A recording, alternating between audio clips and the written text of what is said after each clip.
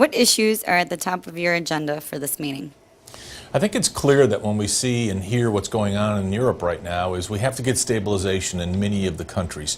The countries that are really struggling need to have the kind of plan that can stabilize the entire Eurozone. Once that stabilization occurs and how that's done, it will bring the momentum that's required. So it's really two things. How do we stabilize? And then how do we create the momentum that's required for Europe to really drive not only productivity, but of course GDP growth. With the new European leadership team brought about by the Lisbon Treaty, what can Europe do to become a more cohesive global power?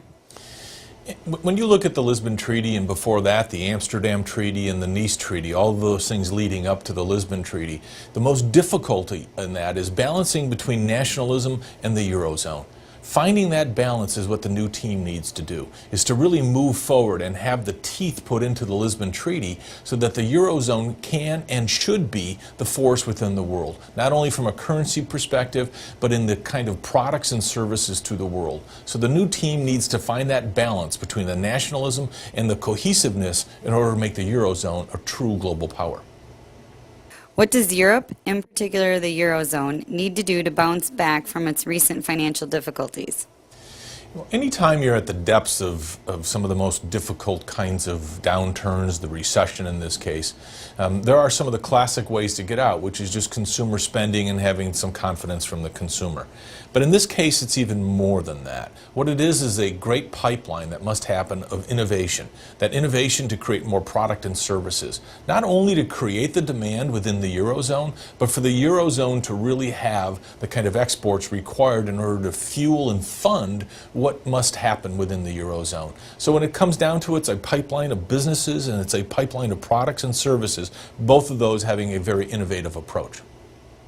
What needs to be done to ensure that businesses get rules and regulations that are simple, transparent, and can be easily understood and adhered to?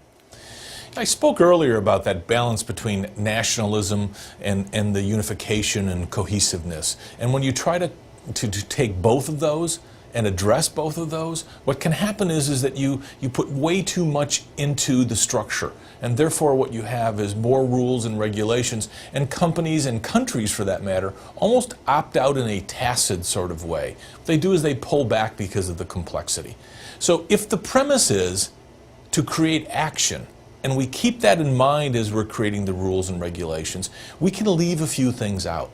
We can understand that there'll be some fringe on the margin that maybe isn't as tight as it should be, but what it creates is the simplicity that creates action. So as the treaty is being developed further, and as rules are coming out, if the propensity is for action, I think we can and will keep it simple.